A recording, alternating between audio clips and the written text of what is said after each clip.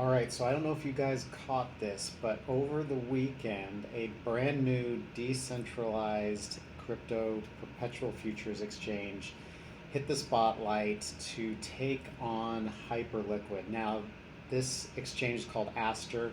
It's backed by Binance. It actually previously was a decentralized exchange called Apollo X, but they have recently joined forces with Binance, issued a new token called Aster, and that thing just started trading like crazy over the weekend.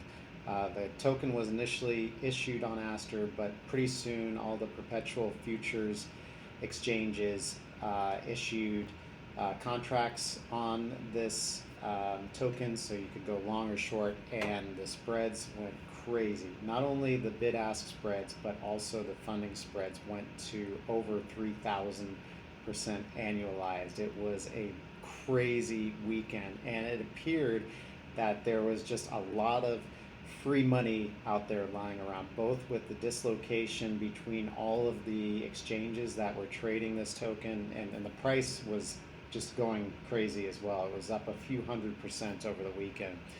In addition to the funding rate, um, annualized percent, and that just being different between the exchanges. So there looked to be a lot of opportunity there to make money just in arbitrage opportunities.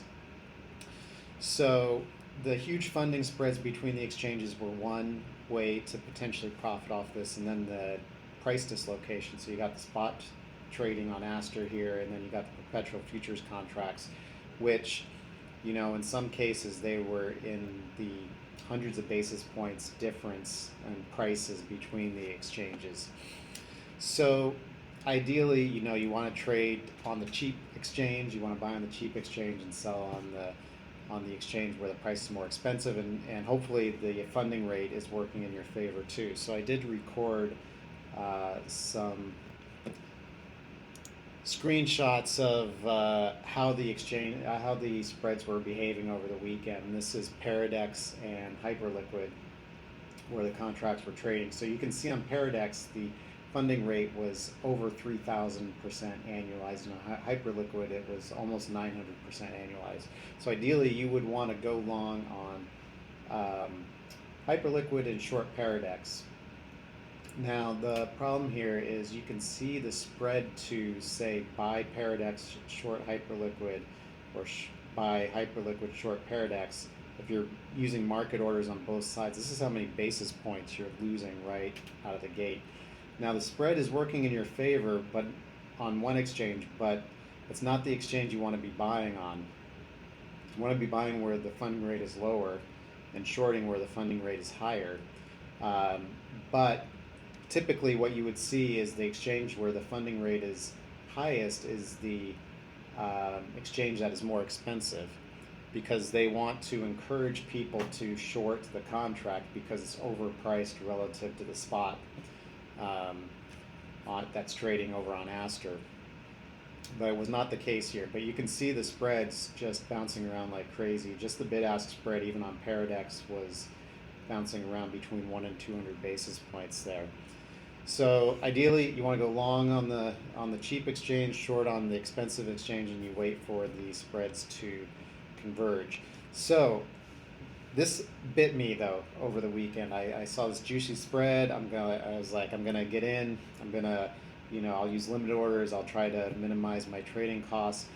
But there's a few caveats here when trading doing funding rate arbitrage, right? So you have to have capital on both exchanges that you're trading on.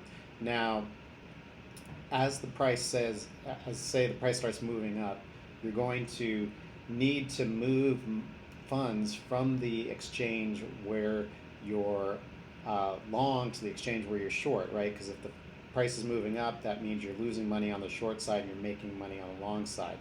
Now, you don't want to get liquidated, because getting liquidated is super expensive.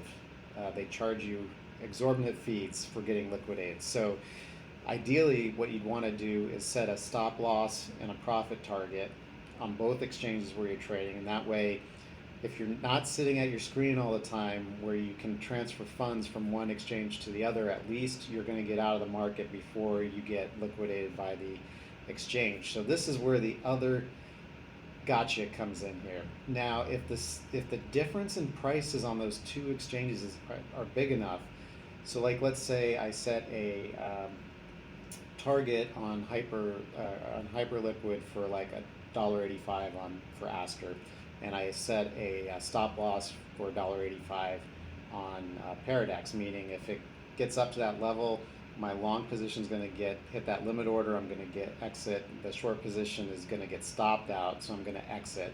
So I'm not going to get liquidated by the exchange. Now here is where the huge gotcha hit me, is that on one exchange it got up to that 185 mark. I got stopped out. On the other exchange, it didn't quite get there because the price difference between the two exchanges was big enough that it didn't hit that profit target, and so that one exchange stayed long. So my short position got stopped out, my long position stayed in place, and then the market started falling back down. So now I had an unhedged long position that was losing money. So I think the key here is you have to either have an automated system in place to be able to exit the positions for you, or move money between the exchanges, or adjust the position sizes of those two different positions on the exchanges for you. Or you have to be using such little leverage that you can endure a 50%, 60% run on the price of the asset and still not worry about getting liquidated. Because that was the crazy thing about the trading over the weekend with Aster. It was up like 80% plus in one day, right? So these moves were huge.